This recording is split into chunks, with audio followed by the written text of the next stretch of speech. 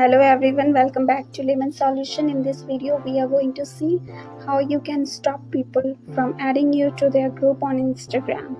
So without wasting any second, let's get started. First of all, you need to open Instagram.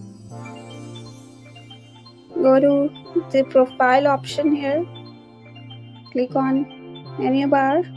Go to settings, privacy, and then messages.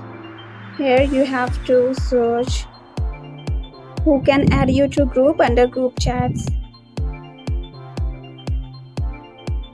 Here you can deselect everyone on Instagram and select only people you follow on Instagram. In this way, whoever knows you or whom you know will only be able to add you to their group.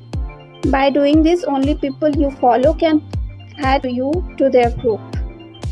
In this way, you can block people from adding you to their group.